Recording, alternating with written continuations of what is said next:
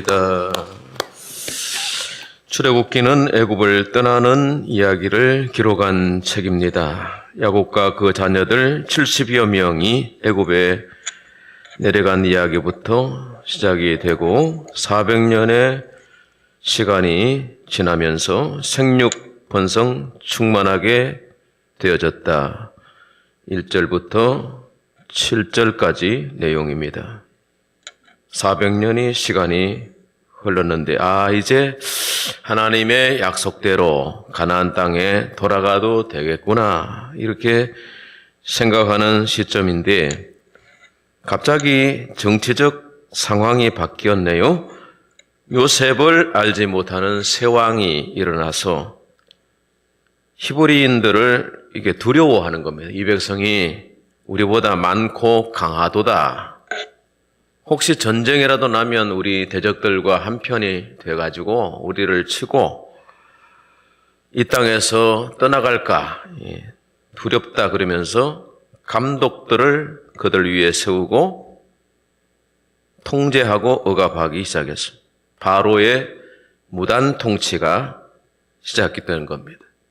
그 1장 오늘 말씀까지 보면 바로의 무단 통치가 세 가지로 소개되는데 하나는 중노동 정책입니다. 11절에 보니까 그들에게 무거운 짐을 지워 괴롭게 하자. 일을 엄하게 시켜라.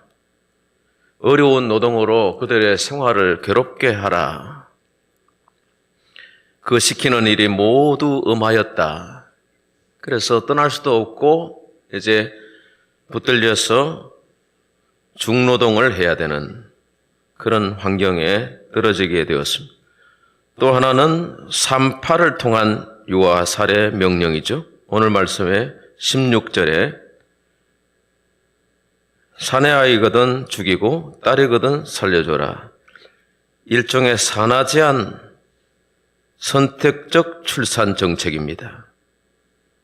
바로는 권력을 생명을 멸하는 일에 사용하였죠.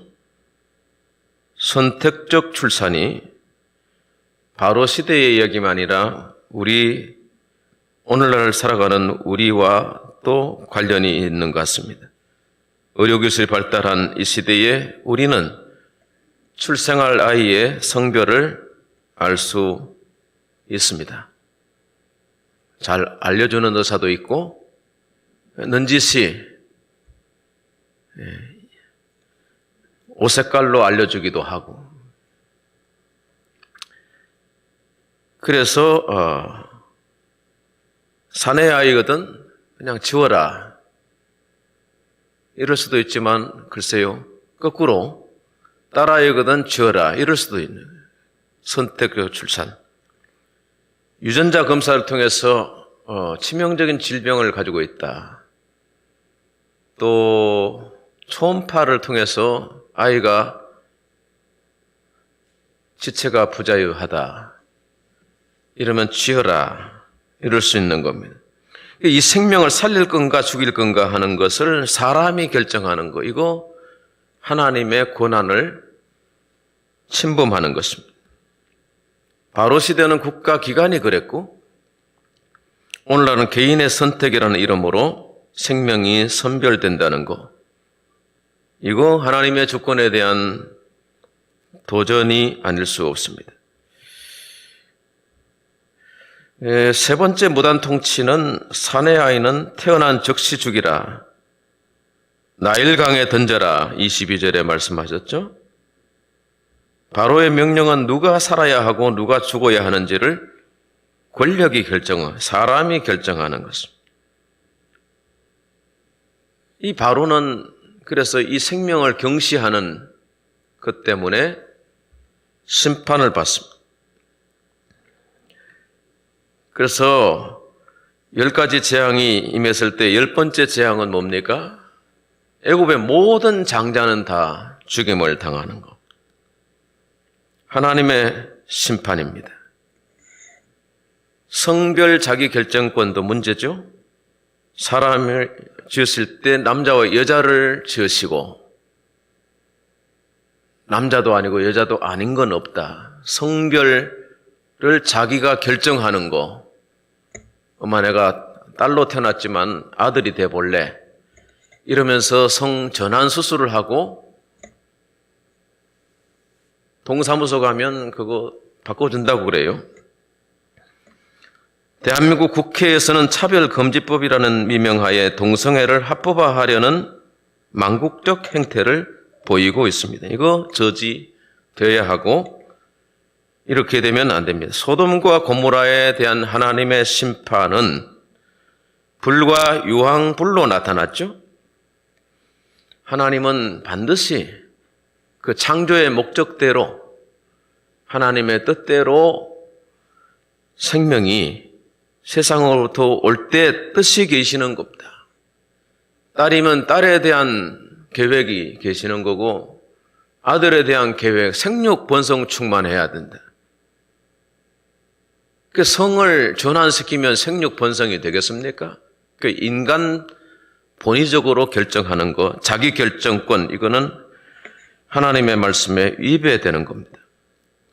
그런 면에서 오늘 생명의 소유가 하나님께 있다는 거, 이거를 잘 알고 하나님의 말씀에 충성한 사람, 히브리 산파들 소개되고 있습니다. 충성이라고 하는 것은 한자어로 마음 가운데 중자죠. 가운데 중자, 마음 심자. 마음 가운데 성자는 뭡니까? 말씀 언변에 이룰 성자. 마음 가운데 있는 하나님의 말씀을 이룬다. 이게 충성이죠. 군대 가면 지휘관의 명령에 그 명령을 받들어서 충성하려니까 순종을 해야 되잖아요. 그런데 마음은 달라요. 기분은 내키지 않는 거예요. 그 순종이 안 되니까 복종을 하는 겁니다. 명령에 복종한다. 복종, 실시, 복창. 해서 군대 생활 2년, 3년 늘 구령을 충성 붙이고 다닙니다. 하나님께 충성하는 거 쉬워요, 나빠요? 어려워요? 어렵죠. 충성이 어려운 겁니다. 그래서 그리스도는 죽기까지 충성하셨다. 우리에게 본이 되셨다는 것입니다. 순종이 어려우니까 복종하는 것입니다. 말씀을 복창하고 하나님의 말씀이 우리의 마음 가운데 있어야 순종이 되든 복종이 되든 된다 이 말입니다. 그러니까 말씀 앞에 서 있는 우리의 모습이 그 자체가 하나님 보실 때 좋은 거예요. 나다나엘, 네가 무화과 나무 아래에 있을 때 내가 널 보았다. 참 이스라엘 사람이로다. 주님이 칭찬하셨거든요. 말씀 앞에 있는 겁니다. 개인 예배가 되는 겁니다.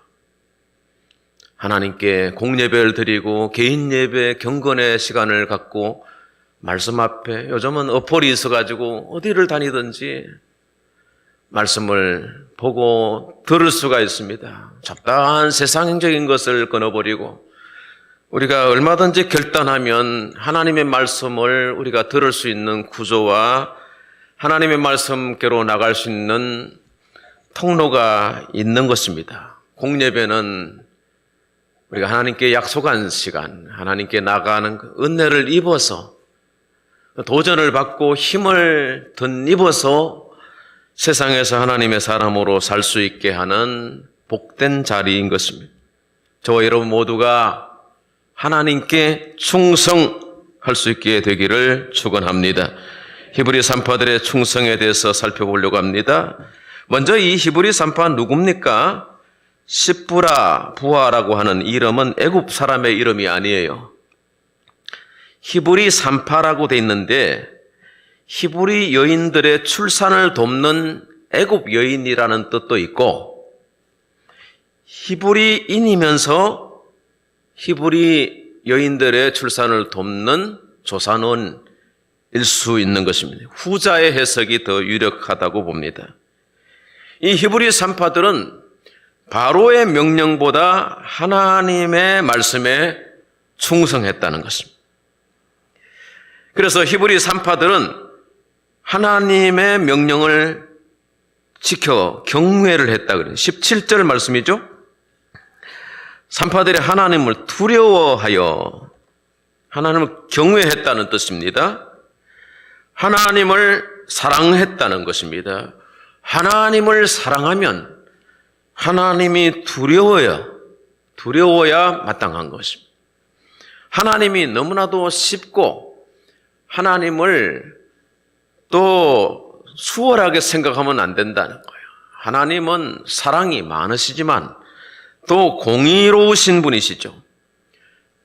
하나님의 말씀하신 것을 그대로 이루시는 분이시죠. 시건치 아니하시는 하나님. 그 말씀하신 바를 어찌 시행하지 아니하겠습니까? 약속하신 말씀을 반드시 지키시는 하나님인 것입니다. 그러므로 말씀을 듣는 것, 말씀을 읽는 것, 말씀을 묵상하는 것은 하나님의 약속을 다시 경청하게 되고 그것을 바라보게 되고 마음에 소망하게 되는 겁니다. 그래서 내 뜻대로 사는 게 아니라 하나님의 뜻대로 살 수 있게 되는 것입니다. 그렇게 순종하고 충성하면 하나님이 은혜를 주시는 것입니다. 충성할 수 있게 하시는 힘도 하나님이 주시는 것이고 고난과 역경도 극복하게 하시는 것이 하나님인 줄 믿습니다. 다니엘의 세 친구들이 왕의 신상에 절하지 않았다는 이유로 끌려와서 극렬히 타는 풀무불 평소보다 7배나 더한 그 불꽃 가운데 던져질 운명에 처하게 되었습니다. 이제라도 너희가 뜻을 돌이켜서 왕의 금신상에 절하면 살려주겠다는 거예요. 그러나 사드락, 메삭, 아벳노고의 고백이 뭡니까?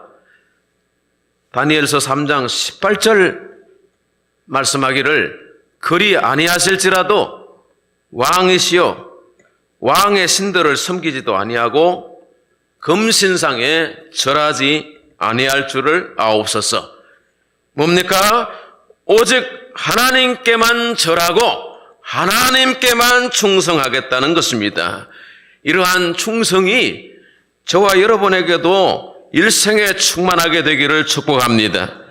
네가 죽도록 충성하라 그리하면 생명의 관을 내게 주리라 말씀하셨습니다. 우리 하나님은 충성하는 자를 귀히 여겨보시는 것입니다. 그래서 충성하는 자에게 보상하시는데 오늘 말씀의 세 번째는 하나님께 충성하여 복받은 이야기, 산파들의 이야기입니다. 여러분, 남자 아기들은 죽이라는 바로의 명령이 있습니다. 그러나 살리는 것이 하나님의 뜻임을 이 여인들이 알았던 것이에요. 하나님의 뜻과 명령에 순종한 겁니다. 이 순종을 위해서 산파들은 목숨을 걸어야 했던 것 같습니다. 생명의 주인이 하나님이신 것을 알았기 때문에 죽이는 손이 아니라 살리는 손이 되었던 것입니다. 하나님은 이 시대에도 이 산파와 같은 믿음의 사람, 살리는 사람들을 찾으시는 것입니다. 하나님은 충성된 사람들을 부르시는 것이고 그들의 손을 빌려서 하나님이 일하기를 원하시는 것입니다. 그들에게 하나님은 은혜를 주시는 것이고 그들의 기도를 응답해 주시는 것이고 그들의 집을 흥왕케 하여 주실 줄로 믿습니다. 20절 말씀합니다. 은혜를 베푸셨다. 21절 말씀하십니다. 하나님이 그들의 집안을 흥왕하게 하신지라. 할렐루야. 충성에는 보상이 있다 그랬습니다. 그들과 그들의 집이 복을 받았습니다. 충성하는 자들의 이름을 보존하시는데 바로는 이름도 없이 사라졌어요. 그러나 이 연약한 여인들의 이름은 성경에 기록되어 생명책에 기록이 되는 것입니다. 하나님은 우리의 작은 충성도 귀하게 보시고 칭찬해 주십니다. 마태복음 25장 23절 달란트 비유에서 우리 주님이 주인의 말을 통해서 축복하시는데 잘하였도다. 착하고 충성된 종아, 네가 작은 일에 적은 일에 충성하였음에 내가 많은 것으로 내게 맡기니 네 주인의 즐거움에 참여할지어다. 할렐루야. 여러분, 충성은 큰 거에 목숨을 걸고 그런 게 아닙니다. 여러분, 작은 일에, 작은 직분에 내게 맡겨진 적은 일, 그거 하찮게 여길 수 있습니다. 교회 와서 휴지 한 조각 줍는 것도 충성일 수 있고, 낙엽 한번 쓰는 것도 충성일 수 있고, 밥은 한번 하는 것도 충성일 있고, 우리가 차 한 잔 대접하는 것도 충성일 수 있습니다. 작은 일을 하나님의 이름으로 하는 것이 충성 아니겠습니까? 하나님은 큰 걸 기대하지 않습니다. 여러분의 마음을 하나님께 드릴 수 있게 되기를 바랍니다. 우리가 세상에 나가서 충성된 사람을 좋아합니다. 의리를 지키고, 그죠? 정말 신실한 사람들, 그까지 마음이 변개치 아니한 그런 사람들을 친구로 두고 싶지 않겠습니까? 하나님도 아브라함을 내 친구다, 아브라함 나의 벗이다, 그렇게 야곱은 나는 종, 너는 나의 종이라 이렇게 말씀하십니다. 부족한 것들이 많았습니다. 그러나 그 적은 충성을, 신실한 것을, 약속을 붙들고 믿음으로 순종하는 것을 하나님이 기뻐하시고, 야, 네가 이제야 나를 경외하는 줄 내가 알겠노라 그러면서 아브라함에게 약속을 주시고 복을 주셔서 그와 그 후손들을 400년이 지났는데 그 약속을 변개치 아니하시고 생육번성 충만하게 하늘의 물결과 같이 많아지리라, 이 말씀이 그대로 실현되는 것을 볼 수 있습니다. 자, 그런데 하나님의 구원의 이야기는요, 대단한 하늘에서 불이 떨어져서 바로를 멸하거나 바로의 군대를 소멸시키거나 그런 방법으로 구원하지 않았습니다. 쉽게 영화를 보면 홍해를 갈라내고 대단한 대서사시와 같은 드라마틱한 역사들이 일어나는데 그런 영화 같은 그런 사건들도 없습니다. 출애굽기를 열면 너무나도 답답한, 너무나도 처절한 삶의 모습들을 우리가 볼 수 있게 됩니다. 그러나 여러분, 여기에 작은 여인들이 하나님의 말씀에 충성하는 이야기로 시작되고 있는 것입니다.